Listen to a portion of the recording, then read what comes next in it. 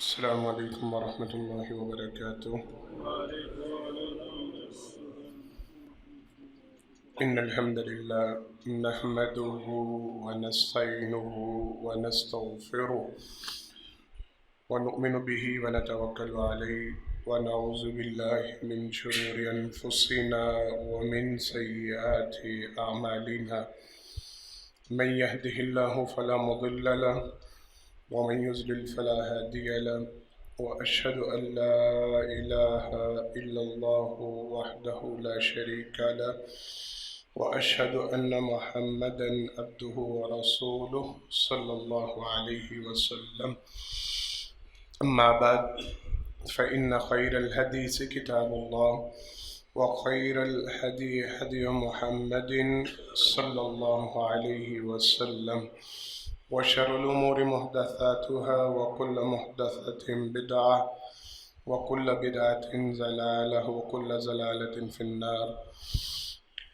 أعوذ بالله السميع العليم من الشيطان الرجيم من همزه ونفخه ونفثه.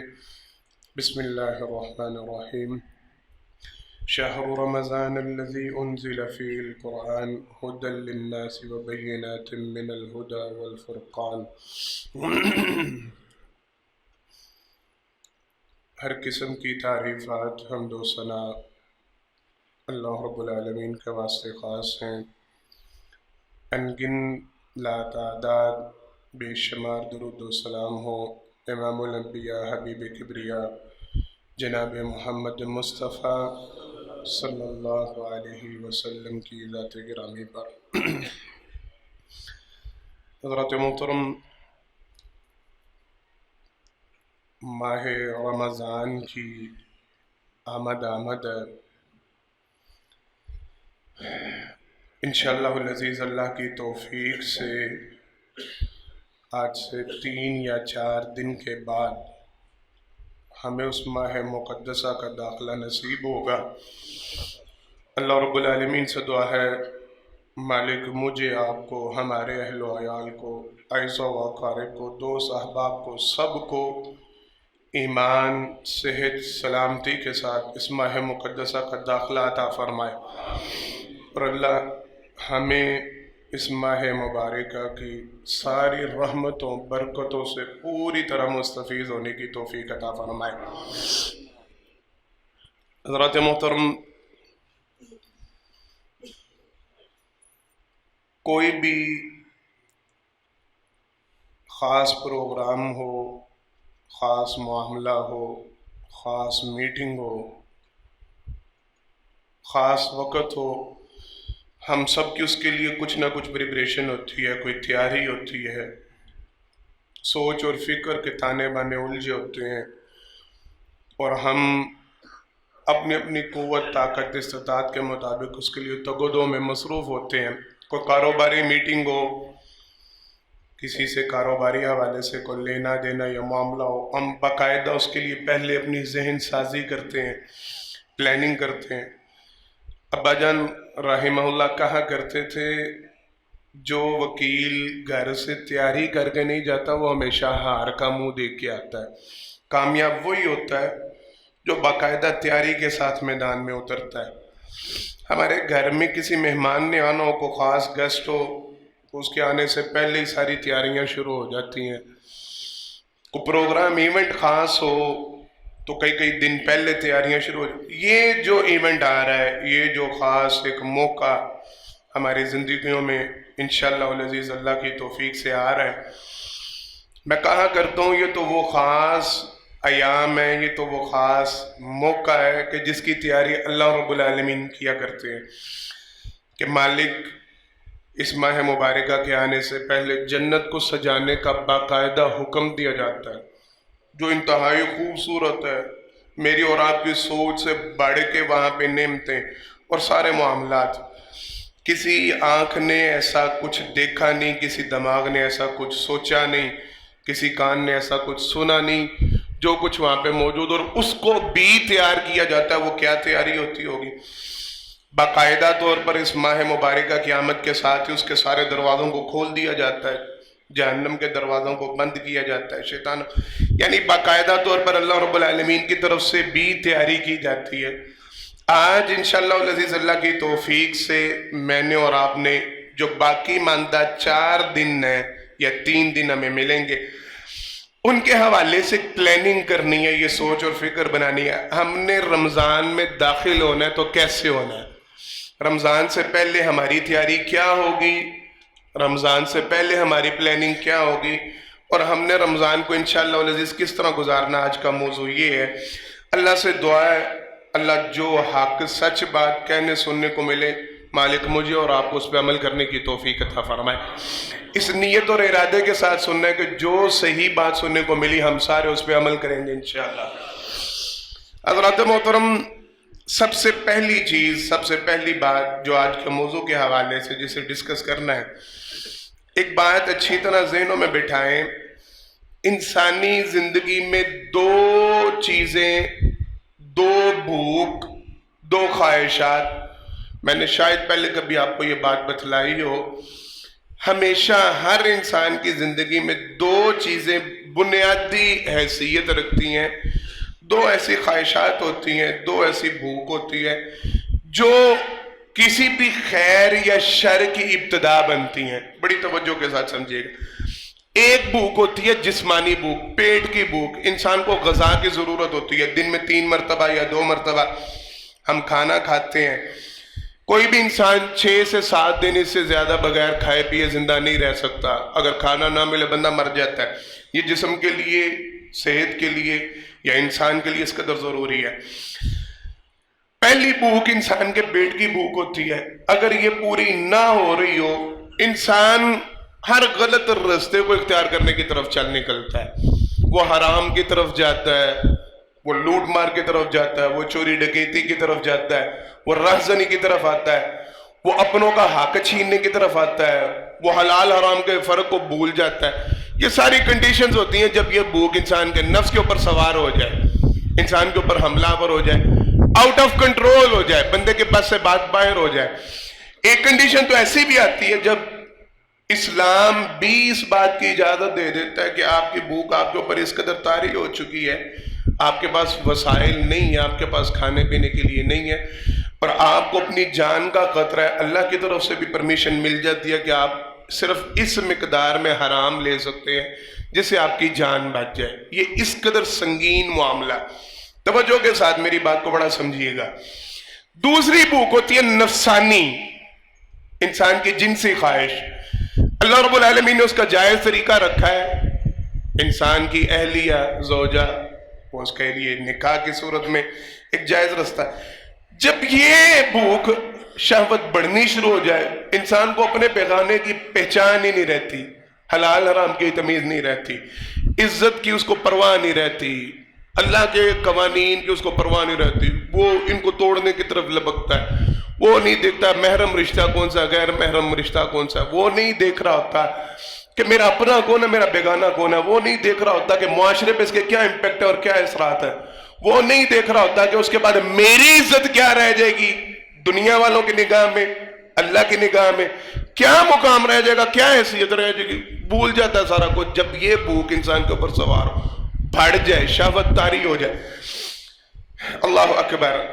جس ماہ مقدسہ میں ہم داخل ہو رہے ہیں، توجہ کے ساتھ، سب سے پہلا اور سب سے ضروری معاملہ آج کے خطبہ کے حوالے سے، اس مہینہ کے آغاز سے پہلے اس بات کو اچھی طرح سمجھ کے جانا ہے اور اپنے دل و دماغ میں بٹھا کے جانا ہے۔ ان دونوں بھوکوں کے اوپر سب سے پہلے پابندی لگتی ہے۔ روزہ رمضان کا ایک لازمی اور بنیادی ترین جز، ایک ضروری ترین کام رمضان المبارک مہینے کا وہ روزہ ہے۔ روزے میں سب سے پہلے دن جو 2 چیزیں کنٹرول کی جاتی ہیں اور بیسک بنیادی یہی ہوتی ہے، سب کو پتا ہے کہ روزے کی حالت میں ہم کھا پی سکتے ہیں، بولیں سارے، چاہے آپ کے سامنے آب زمزم پڑا ہے، مقدس ترین پانی ہے، چاہے آپ کے سامنے مکہ مدینہ کی کھجوریں پڑی ہیں، اجوا کھجور ہے، بڑی فضیلت ہے اس کی، آپ کے سامنے وہ پڑی ہے، آپ روزے کی حالت میں کھا سکتے ہیں۔ آپ کے پاس، آپ کے سامنے، آپ کے ہاتھ کی کمائی جسے جناب محمد مصطفیٰ صلی اللہ علیہ وسلم نے پاکیزہ ترین کمائی قرار، وہ بڑی ہے، آپ کھا سکتے ہیں، چھو نہیں سکتے، نوالا نہیں لے سکتے، روک دیا گیا۔ وہ اہلیہ، اللہ اکبر، جس کے پاس جانا جناب محمد مصطفیٰ صلی اللہ علیہ وسلم کی حدیث کے مطابق صدقہ شمار ہوتا ہے، اور یہ وہ لمحات ہوتے ہیں جب جناب محمد مصطفیٰ صلی اللہ علیہ وسلم نے فرمایا اللہ رب العالمین دیکھ کے خوش ہوتے ہیں کہ بندہ جائز طریقے سے اپنی ضرورت کو پورا کرتا ہے، مالک اس کے لیے صدقہ کا ثواب لکھتے ہیں کہ یہ بندہ چاہتا غلط طریقے سے بھی اپنی ضرورت پوری کر سکتا تھا، اس نے میرے حکم کو مانا، اس کے لیے اجر لکھو، ثواب لکھو۔ وفی بضع احدکم صدقہ، آپ صلی اللہ علیہ وسلم کی صحیح حدیث مبارکہ، جب بھی کوئی بندہ اپنی بیوی کے پاس ضرورت پوری کرنے کے لیے جاتا ہے اللہ صدقے کا ثواب لکھتے ہیں۔ وہ اہلیہ پاس بیٹھی ہے، پابندی، روک ٹوک لگ گئی، اب قریب نہیں جانا، اللہ کی طرف سے پابندی لگ گئی۔ دوسری بھوک کنٹرول کی۔ یہ کیوں کیا جاتا ہے؟ اصل ٹاپک میں آپ کو آج یہ دے کے جانا چاہ رہا ہوں۔ وہ حلال کمائی آپ کے لیے صبح سے لے کے شام تک کھانا حرام کیوں ہو جاتا ہے؟ میں لفظ حرام کا بول رہا ہوں، کیوں؟ روزہ لازم ہے، روزہ ضروری ہے، فرض ہے، بغیر اس کے بندہ یہ سمجھے کہ میں مسلمان ہوں تو مسلمان ہی نہیں، تو وہ چیز جو اسلام سے نکال دے وہ حلال ہو سکتی ہے آپ کے لیے؟ پابندی لگ جاتی ہے، آپ نے نہیں کھانا، الا یہ کہ آپ بیمار ہو گئے، الا یہ کہ آپ سفر میں نکل گئے، الا یہ کہ کوئی ایسی شدید آفت آپ پہ آپ پڑی، آپ کے اوپر اب روزے کی حالت ساقط ہو گئی، وگرنہ آپ چکھ نہیں سکتے، آپ کھا نہیں سکتے، منع کر دیا گیا، روک دیا گیا، آپ کو آپ کی اہلیہ سے دور کر دیا گیا۔ اللہ رب العالمین اصل میں پیغام کیا دینا چاہتے ہیں؟ سب سے پہلی چیز جو آج کے درس کے حوالے سے، آج کے خطبہ کے حوالے سے سمجھنی ہے، اللہ رب العالمین کی طرف سے آپ کے اوپر پابندی لگائی جاتی ہے، جو حلال چیزیں ہیں، جو حلال رستے ہیں، آپ کی بھوک کو مٹانے کے لیے اللہ نے کچھ ٹائم کے لیے، کچھ وقت کے لیے ان کو پابندی لگا کے منع کر دیا، حرام کر دیا ہے۔ سمجھانا مقصود یہ ہے جب حلال حرام ہو چکا ہے تو حرام بولیں، وہ تو پہلے ہی حرام، اس کی اجازت نکل سکتی ہے، اس کی کنڈیشن نکل سکتی ہے، اس کی کوئی جائز صورت نکل سکتی ہے، قطعاً نہیں، بولے سارے نکل سکتی ہے۔ اس کا مطلب یہ ہے جب میرے لیے دوران روزہ میری ہاتھ کی حلال اور پاکیزہ ترین کمائی کھانا وہ جائز نہیں رہا، تو مطلب یہ ہے کہ پھر روزہ کی حالت میں میرے لیے میرے بھائی کا حق کھانا، بولے سارے، حرام ہو چکا ہے۔ میں وہ کھا سکتا ہوں، میں بہن کا حصہ کھا سکتا ہوں، میں کسی کے ساتھ دھوکہ دہی کر کے، فراڈ کر کے، دغا کر کے مال کھا سکتا ہوں، میں ہوں روزے کی حالت میں اور میں نے اپنے سامنے جو ڈھیر رکھے ہیں وہ ملاوٹ والے ہیں، میں یہ کھا سکتا ہوں، جس کے متعلق جناب محمد مصطفیٰ صلی اللہ علیہ وسلم نے یہ وعید سنائی، من غش فلیس منا، جس نے ملاوٹ کر کے، دھوکہ کر کے، فراڈ کر کے کسی چیز کو فروغ کیا، اس کا میرے ساتھ، میری امت کے ساتھ، میری جماعت کے ساتھ تعلق ہی کوئی نہیں۔ وہ بندہ اپنے آپ کو یہ سمجھ رہا ہے کہ الحمدللہ میں نے تو روزہ رکھا ہوا ہے اور صبح ٹائمنگ چینج ہو چکی ہے، 8 بجے آ کے دکان میں نے کھول لی تھی، 6 بجے سے پہلے میں نے دکان بند کرنی ہے۔ وہ یہ سمجھے کہ میں روزے کی حالت میں ملاوٹ والے مال کو بیچ کے کمائی لے کے جا رہا ہوں، وہ حلال لے کے جا رہا ہوں، یا روزے کے مقصد کو پورا کر کے جا رہا ہوں؟ نہیں، اللہ کی قسم اس کا مقصد یہ ہے، اس نے روزے کو سمجھا ہی نہیں، اس نے روزے کو جانا ہی نہیں، اس کو علم ہی نہیں ہوا کہ روزہ تو وہ چیز تھی جس نے آپ کے اوپر حلال چیز کے اوپر پابندی لگا دی، تو حرام کی اجازت کس نے دے دی؟ میری بات سمجھ میں آ رہی ہے؟ روزے کی حالت میں اگر حلال چیز کے قریب میں نہیں جا سکتا تو اس کا مطلب ہے حرام ان کا تو تصور دماغ سے نکالنا ہوگا۔ ہر وہ چیز جو حرام کے زمرے میں آتی، وہ کسی کے ساتھ دغا، فراڈ، دھوکہ دہی، پیمنٹ مارنا، مال میں جان بوجھ کے کوئی نقص نہ کا، جو ہر ایک اپنے اپنے کاروبار کے مطابق سوچتا سمجھتا چلا جائے، جھوٹ بول کے کام کرنا، فراڈ کر کے کام کرنا، آپ اپنی اپنی کنڈیشنز اپنے اپنے کاروبار کے مطابق اپنے ذہنوں میں سوچ لیں، ہر وہ طریقہ جو حرام کے زمرے میں آتا ہے، روزے کی حالت میں اگر آپ وہ کام میں مشغول ہیں، اس کا مطلب یہ ہے آپ نے روزہ بولیں نہیں رکھا، آپ کا روزہ اگر ایسا ہے تو جناب محمد مصطفیٰ صلی اللہ علیہ وسلم نے 1450 سال پہلے فرمایا تھا من لم یدع قول الزور والعمل به فلیس للہ حاجۃ فی ان یدع طعامہ و شرابہ. اگر آپ نے روزہ رکھ کے حرام کمائی کمانی ہے، حرام کاروبار کرنا ہے، سودی لین دین کرنا ہے، لوگوں کا حق مارنا ہے، ناجائز طریقے سے آپ نے کھانا ہے، ڈاکہ ڈالنا ہے، رازداری کرنی ہے، فراڈ کرنا ہے، جو بھی کرنا ہے جو حرام کے زمرے میں آتا ہے، فلیس للہ فی ان یدع طعامہ و شرابہ. اللہ کو ضرورت نہیں کہ آپ صرف روٹی کی بریک لگا لیں، پانی کی بریک لگا لیں، نہیں، آپ کو چاہیے آپ کھائیں، جیب بھر کے کھائیں، خوب پانی پیئیں، سیر ہو کے پانی پیئیں. اللہ کو آپ کی بھوک اور پیاس کی تو ضرورت ہی نہیں تھی. اور یہ تو انڈیکیٹر تھا، یہ تو پیمانہ تھا، یہ تو آگاہی کی مہم تھی، یہ تو بتلانا مقصود تھا. جب بندے کو پیاس کا احساس ہو رہا ہو اور پانی پاس موجود ہو، بندہ پانی نہیں پی سکتا، دماغ میں مستقل گھنٹی بج رہی ہوتی ہے، سائرن بج رہا ہوتا ہے، نہیں میرا روزہ ہے، نہیں میرا روزہ ہے، میں نہیں پی سکتا. بھوک سے جان نکل رہی ہو، دماغ میں گھنٹیاں بج رہی ہوتا ہے انڈیکیٹر کے نہیں میرا روزہ ہے، میں نے نہیں کھانا. وہ اصل مقصد صرف بھوک اور پیاس کا انڈیکیٹر جگانا نہیں تھا، اصل مقصد تو یہ تھا ہر حرام کام کرنے سے پہلے انڈیکیٹر لائٹ چلے، آپ کو آگاہ کرے. اور تیرا روزہ ہے زبان سے جھوٹ بک رہا ہے، تیرا روزہ ہے گالی دے رہا ہے، تیرا روزہ ہے فراڈ کر رہا ہے، تیرا روزہ ہے دھوکہ دے رہا ہے، تیرا روزہ ہے ملاوٹ کر رہا ہے، تیرا روزہ ہے حق کھا رہا ہے، تیرا روزہ ہے ساتھ والے کی چیز کے اوپر قبضہ کر رہا ہے. تیرا روزہ کس چیز کا روزہ ہے؟ اللہ کی قسم اٹھا کے کہتا ہوں، اگر یہ انڈیکیٹر لائٹ نہیں چلتی، آپ کے دل و دماغ میں یہ بتی روشن نہیں ہوتی، سمجھ جائیے گا آپ کا روزہ نہیں ہے. آپ کو اجازت، آپ کھا پی سکتے ہیں. رمضان المبارک میں داخل ہونے سے پہلے پہلا کام، یہ ضروری ترین کام، اپنے آپ کو تیار کریں اس حوالے سے. ہر وہ کام جو حرام کے زمرے میں آ رہا ہے، ہر وہ کام جو غلط کام کے زمرے میں آ رہا ہے، جو برائی کے زمرے میں آ رہا ہے، میں نے اس دفعہ رمضان میں یوں داخل ہونا ہے کہ مجھ سے کوئی غلط کام سرزد نہ ہو. ہاتھ اٹھا کے کریں وعدہ، ہوں گے داخل اس طرح. ہر برائی اس کو پہلے لازمی. آپ لوگوں نے بڑی مرتبہ یہ باتیں سنی ہوں گی، میں رویہ نہیں کرنے آیا ہوں، سمجھانے ہی آیا ہوں. اللہ میری اور آپ کی اصلاح فرما دے. پہلا کام آج یہ کرنا ہے، گھر جا کے رمضان المبارک سے پہلے لازمی نہ بنائیے گا چٹھا، نہ اتاریے گا حساب. اصل طریقہ تو یہ ہے نا، ہمارا بڑا زور و شور ہوتا ہے. اچھی بات ہے، جو کاروباری افراد ہوتے ہیں وہ مانتے ہیں، وہ جانتے ہیں، اس بات کو مانتے ہیں جس بندے کا حساب نہیں ہوتا وہ لاکھوں پتی، وہ کروڑوں پتی ہو، کہتے ہیں اس کا کاروبار ہی کوئی نہیں. ساجد بھائی ایسے. سہیل صاحب کدھر بیٹھے ہیں؟ سہیل صاحب پاکیزہ والے نہیں آئے آج، وہ کاروباری بندے ہیں تو میں نے اس لیے ان کو مخاطب کرنا چاہا. معروف ہے یہ کاروباری افراد میں، جس کا چٹھا نہ ہو، جس کا حساب کتاب نہ ہو، کہتے ہیں اس کا کاروبار ہی کوئی نہیں ہوتا. تو اصل اصول تو یہ بنتا ہے، میں اور آپ اپنا ذرا حساب کتاب یہ بھی تو اتاریں. دیکھیں میرے اندر صبح جب میں بیدار ہوتا ہوں تو کون سی برائی میرے اندر بیدار ہوتی ہے، میری آنکھ کھلتے ساتھ کون سی برائی جنم لیتی ہے، میں کس گناہ کا شکار ہوں.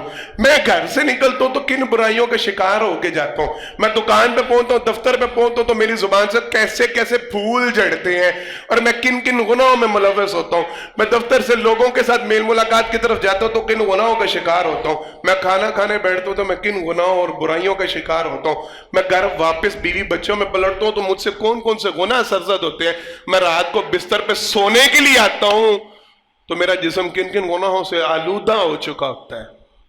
چٹھا اتارنا چاہیے نا، حساب کتاب ہونا چاہیے.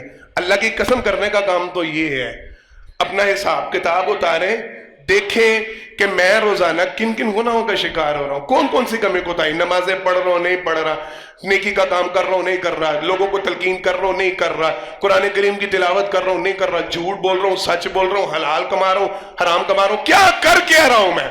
اپنے چٹھا ترتیب دے نہیں اتار سکتے، کم از کم اپنے دماغ کی سیٹنگ میں تو یہ چیز لے کے آئے نا. یہ سوچیں، یہ سمجھیں، یہ پرکھیں اور ارادہ کریں کہ رمضان المبارک کا چاند طلوع ہوگا. یاد رکھیے مغرب کی نماز کے وقت جس وقت چاند نظر آئے، رمضان المبارک کا مقدس مہینہ شروع ہو جاتا ہے، اسلامی مہینہ شروع. چاند طلوع ہوتے ساتھ ہی فوراً بریک لگا دیں.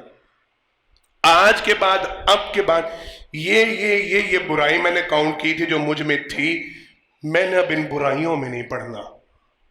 یہ نیکی کا کام مجھ سے چھوٹ رہا تھا، میں نے ابھی یہ نیکی کے کام کریں گے سارے. ایسا وعدہ ہو گیا انشاءاللہ. پہلی بات. دوسری بھوک کے حوالے سے جنسی خواہش. انسان حلال حرام کی تمیز رشتوں میں بھول جائے، انسان اپنوں بیگانوں کی تمیز اور تفریق بھول جائے. اللہ کے لیے میں ہاتھ جوڑ کے کہتا ہوں نوجوانوں سے، میں اوپن باتیں کرنے کا عادی ہوں، کوشش ہوتی ہے بچوں کا خیال رکھوں، لیکن کچھ باتیں ایسی ہوتی ہیں جن کو بتانا ضرور.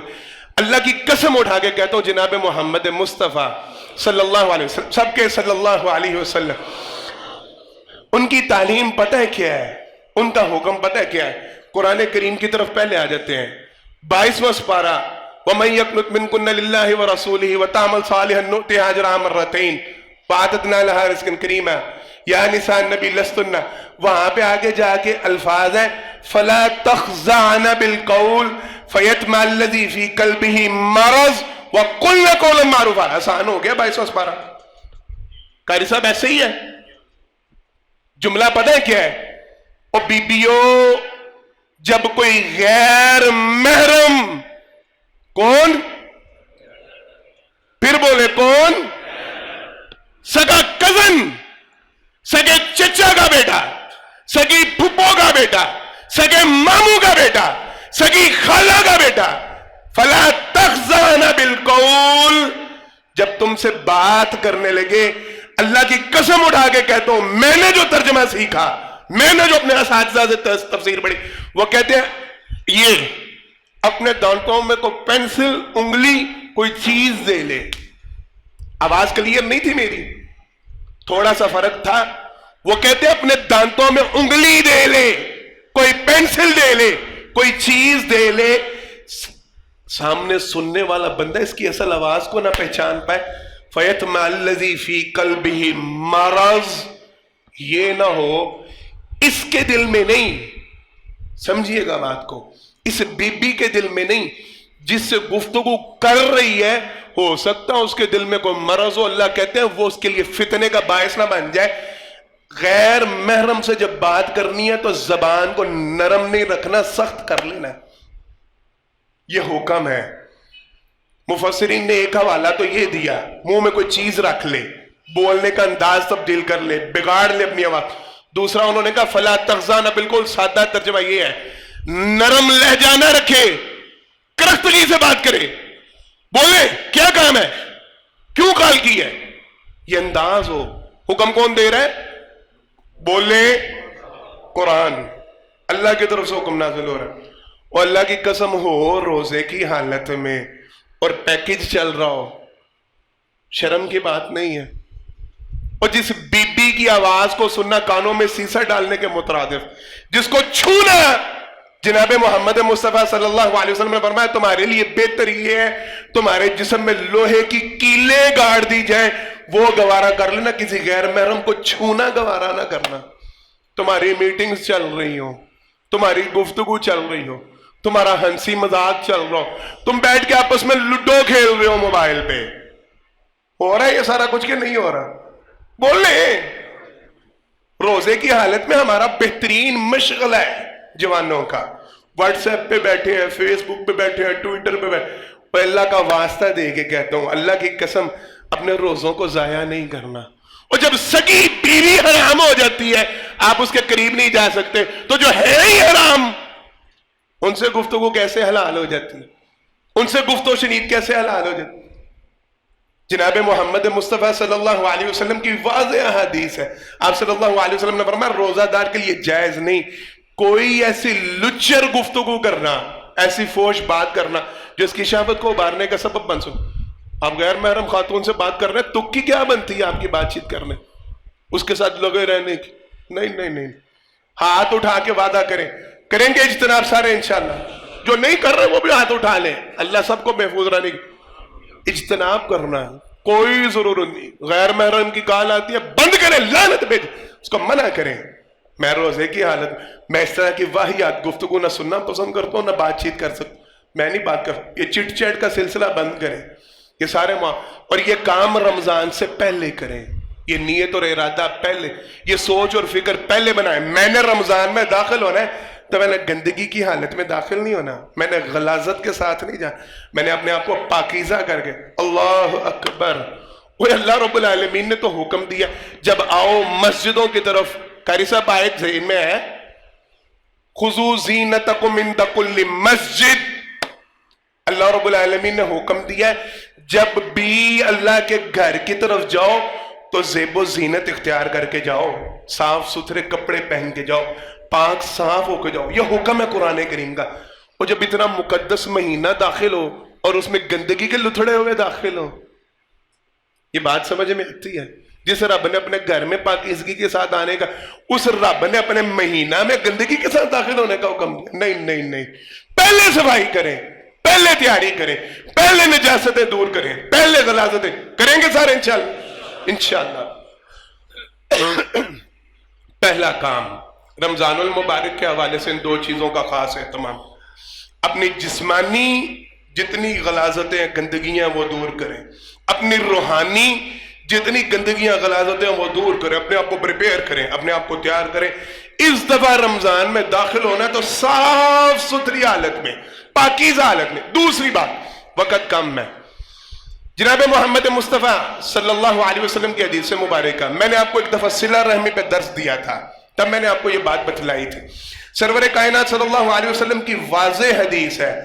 آپ صلی اللہ علیہ وسلم نے ارشاد فرمایا ہر سوموار پیر کے دن اور ہر جمعرات اللہ رب العالمین کے سامنے ساری کائنات کے جتنے انسان ہوتے ہیں سب کے اعمال پیش کیے جاتے ہیں. جناب محمد مصطفیٰ صلی اللہ علیہ وسلم نے فرمایا جتنے مسلمان ہوتے ہیں، مومن ہو، مشرک نہ ہو، شرک نہ کرنے والے، اللہ فرشتوں کو حکم دیتے ہیں کچھ نہیں ہوتا، کمی ہے، کوتاہی ہے، میرا بندہ ہے، معاف کر دو، معاف کر دو، معاف کر دو، معاف کر دو. فرشتے مختصر فرشتے کہتے ہیں اللہ رب العالمین کے سامنے بندہ ایسا ہے اس کے نامہ اعمال میں شرک موجود نہیں، یہ بندہ مشرک نہیں ہے، بندہ مسلمان، لیکن اللہ یہ اپنے فلاں فلاں بھائی سے ناراض ہے، اس کے ریلیشن بگڑے ہوئے، بات چیت بند ہے، تعلقات خراب ہے. اللہ معافی دیں کہ نہ دیں؟ اللہ اکبر. جناب محمد مصطفیٰ صلی اللہ علیہ وسلم نے فرمایا سید سے مبارکہ، اللہ فرماتے ہیں اچھا فائل پینڈنگ رکھ دو، جن کی معافی کا حکم جاری ہو چکا ہے ان کی فائل ان میں رکھنی، بولیں سارے، معافی والوں میں ان کی فائل شامل کرنی نہیں. اللہ کیا کرے؟ معلق پینڈنگ کر دو، جب تک یہ آپس میں صلح نہیں کرتے ان کا کوئی عمل قابل قبول، ان کو معافی مل سکتی. رمضان مہینہ کون سا ہے؟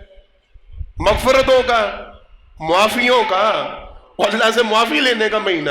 جس کو معافی نہ دینے کا اعلان اللہ نے پہلے 1450 سال پہلے کروا دیا، اسے معافی مل سکے گی، اس کے روزے اوپر چڑھیں گے، اس کے اعمال اوپر پہنچیں. واضح حدیث ہے، نبی کریم صلی اللہ علیہ وسلم نے فرمایا فائل پینڈنگ، اعمال نامہ پینڈنگ رکھ دیا جاتا ہے، معافی نہیں دی جاتی. تو اللہ کے لیے یہ کام کریں. پھر اس دفعہ رمضان شروع ہونے سے پہلے کریں، رمضان میں داخل ہونے سے پہلے. میں صبح روزہ رکھوں، تقریباً میں دیکھ رہا تھا 17 گھنٹے کا روزہ بننا ہے، طویل ترین روزے ہونے ہیں. میں صبح 3:30 پونے 4 بجے اٹھ کے سحری کروں، 6:30 بجے تک میں بھوک پیاس کاٹوں، اور جب میں اللہ کے سامنے پہنچوں، اللہ اصوم لی وانا سے بھی روزہ آپ کے لیے رکھا تھا، جزا چاہیے. اللہ کے میں نے تو پہلے اعلان کیا تھا تمہارا تو معاملے پینڈنگ ہے، تمہارے لیے تو معافی نہیں، تو میرے پلے کیا رہے گا؟ بات سمجھ میں آ رہی ہے؟ نجات لینی ہے نا انشاءاللہ، معافی لیں. تو طریقہ کار کیا ہوگا؟ تعلقات درست کرنے پڑیں.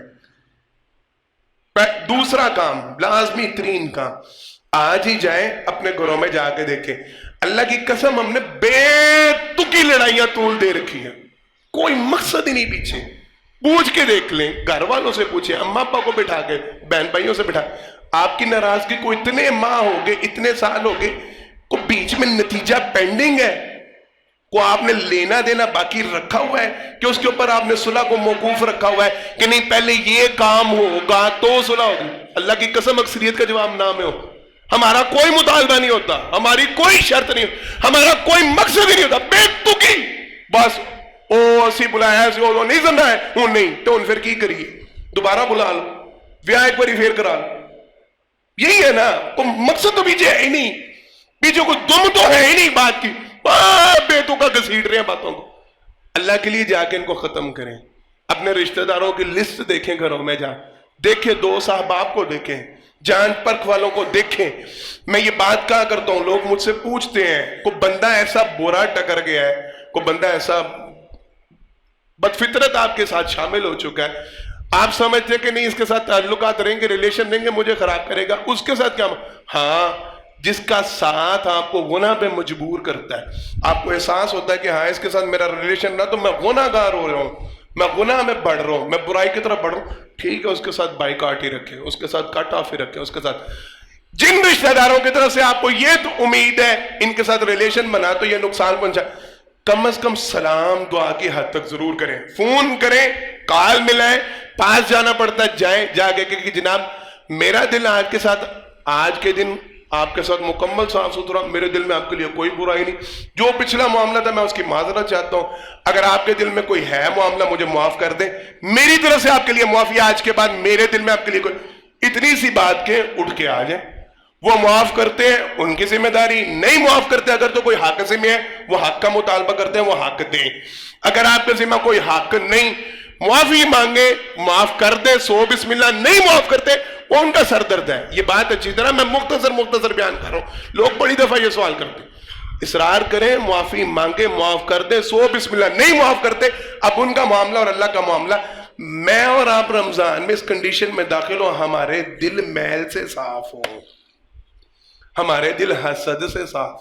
ہمارے دل بغض سے صاف ہو ہمارے دل کینہ سے صاف جناب محمد مصطفیٰ صلی اللہ علیہ وسلم کے پاس صحابی آئے صحابہ کرام رضوان اللہ علیہ مجمعین کا گروہ بیٹھا تھا اشارہ صرف سن لیں آپ صلی اللہ علیہ وسلم نے مسجد میں داخل ہوتے دیکھا تو صحابہ سے کہا صحابہ کا رخ چونکہ آپ کی طرف تھا آپ کا رخ باہر دروازے کی طرف تھا تو آپ صلی اللہ علیہ وسلم نے فرمایا اب جو بندہ اندر آنے لگا ہے کسی نے جنتی دیکھنا ہے تو یہ بندہ دیکھ لیں صحابہ کہتے ہیں ہماری نگاہیں ٹٹکیاں بند گئی ہماری کہ دیکھیں وہ ہے کون ٹکٹکی بند گئی ہماری کون رہا ہے جس کے آنے سے پہلے جنت کی بشارت دی کہتے ہیں وہ آیا ہاتھ میں یہ حدیث کا نقشہ ہے ہاتھ میں جوتا پکڑا ہوا وضو کے پانی وہ داڑھی سے قطرات گر رہے آگے بیٹھ کے ہم خاموش رہے ہم نے اس وقت آپ صلی اللہ علیہ وسلم کی وجہ سے ذکر نہیں کیا اٹھ کے چلے گئے صحابی کے پیچھے لپ کے جا کے پوچھا کوئی عمل 3 دن بعد کہنے لگے صرف ایک عمل میں کرتا ہوں روزانہ رات کو سونے سے پہلے اپنا دل صاف کر دیتا ہوں میرے دل میں کسی کے لیے کینہ نہیں ہوتا وہ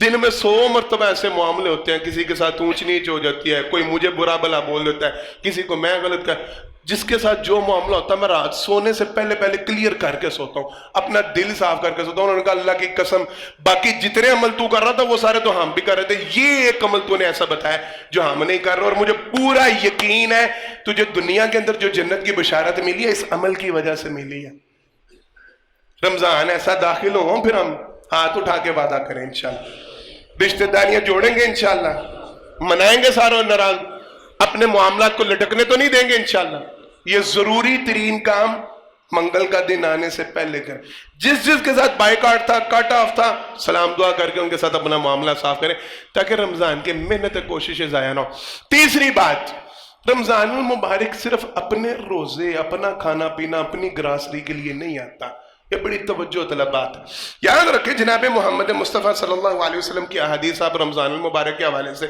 اکثر سنتے آتے ہیں آپ صلی اللہ علیہ وسلم تیز آندھی سے زیادہ خرچ کیا کر جس طرح تیز آندھی آج کل چلی ہے پچھلے کچھ دنوں اور ہماری حالتیں بگڑ گئی تھی ہمارے ناک منہ سے خون جاری ہو گیا چلیں نہیں آتا ٹاپک رہنے دیں آپ صلی اللہ علیہ وسلم تیز ہوا سے زیادہ جس طرح تیز ہوا لوگوں کو متاثر کرتی ہے آپ کی سخاوت اس سے زیادہ لوگوں کو متاثر کرتی تھی اس کا مطلب یہ ہے اتنی تیزی کے ساتھ خرچ کرتے تھے رمضان المبارک میں خاص اس بات کا اہتمام جناب محمد مصطفیٰ صلی اللہ علیہ وسلم کے حدیث کے مطابق جو کسی بندے کو افطاری یا سحری کرواتا ہے جتنا ثواب روزے دار کو روزہ رکھنے کا ہوتا ہے اتنا ہی ثواب سحری اور افطاری کھلانے والے کو ہوتا ہے۔ ہم لوگوں میں یہ معاملہ معذرت کے ساتھ بہت کم پایا جاتا ہے۔ ہم لوگ اپنی گراسری جمع کر لیں، رمضان آنے سے پہلے پہلے امتیاز سٹور کھل گیا، رش پڑا، یہ ہو گیا وہ ہو گیا، تبصرے ہو رہے ہیں، ذکر سارے کر رہے ہیں اور کر بھی سارے رہے، جا بھی سارے رہے، رمضان سے پہلے پہلے گراسری ڈال لیں، رمضان سے پہلے پہلے شاپ۔ وہ جو بیچارے نہیں اس قابل، ان کا خیال کس نے کرنا ہے؟ جو بیچارے نہیں لا سکتے راشن، ان کا خیال کس نے؟ اللہ کی قسم اصل کام تو یہ ہے رمضان کا، اصل تعلیم تو یہ ہے۔ وہ خرچ کرنے والا مہینہ تو یہ سوال، یہ سوچیں، اپنے گرد و نواح میں دیکھیں، رشتہ داروں میں دیکھیں، سب سے پہلا حق رشتہ داروں کو بہن بھائیوں سے آغاز کریں۔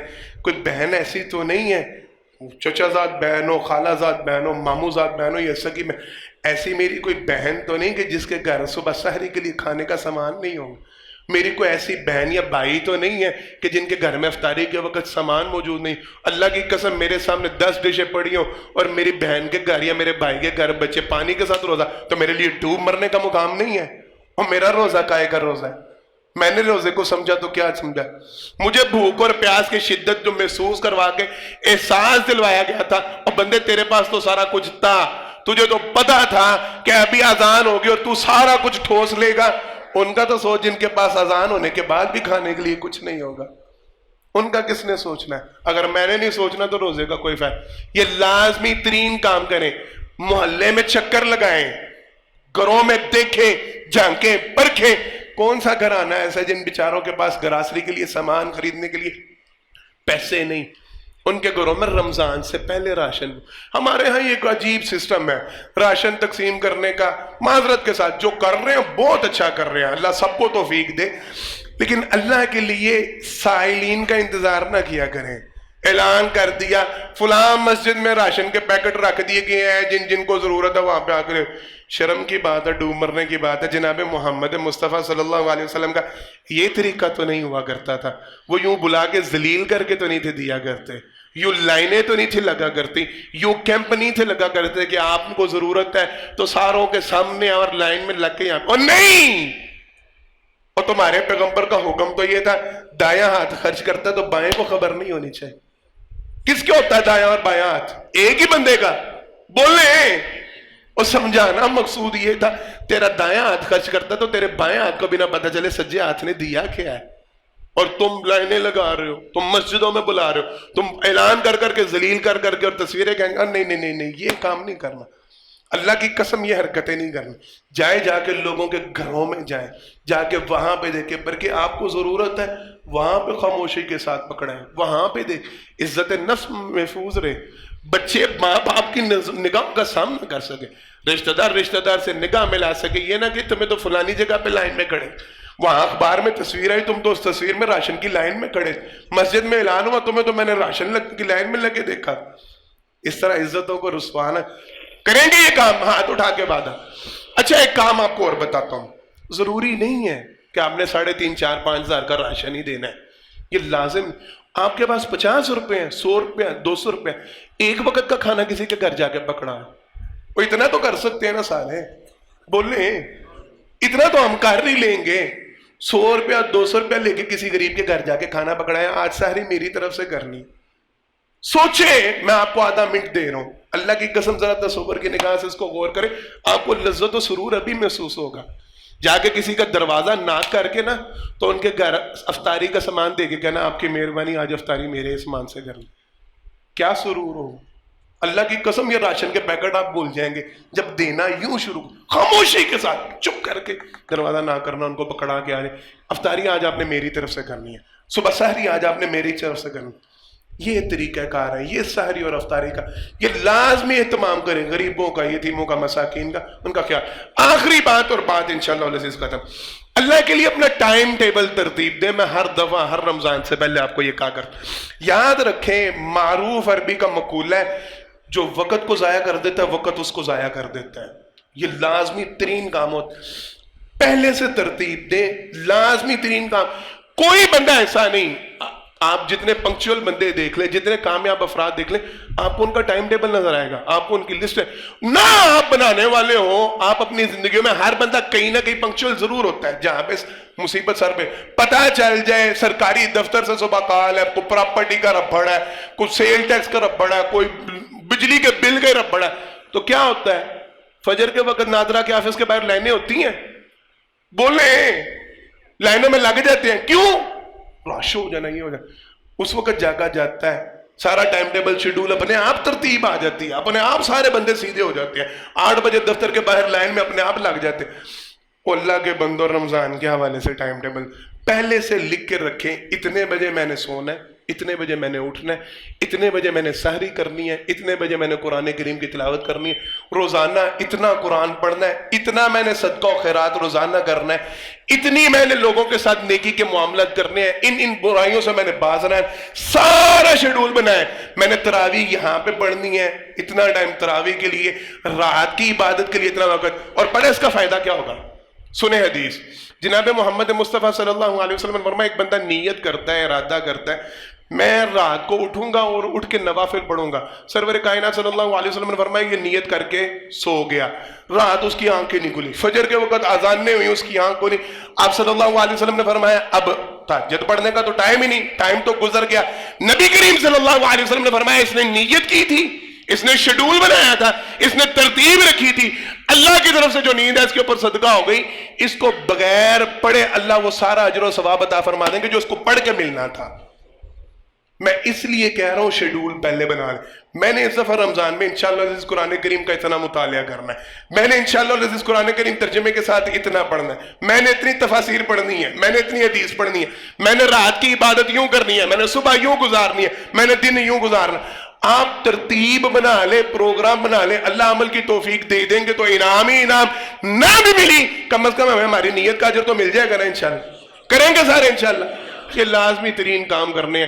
اللہ سے دعا ہے کچھ باتیں ہیں جو رہ گئی ہیں پھر انشاءاللہ کبھی موقع ملا کریں گے۔ اللہ سے دعا اللہ مجھے اور آپ کو رمضان المبارک کی رحمت و برکتوں سے پوری طرح مستفیض ہونے کی توفیق عطا فرمائے۔ اللہ ہمیں اس مہینے سے بھرپور فائدہ اٹھانے کی توفیق عطا فرمائے۔ ہم اس ماہ سے فائدہ اٹھانے والے ہوں، اس کو ضائع کرنے والے نہ بنے۔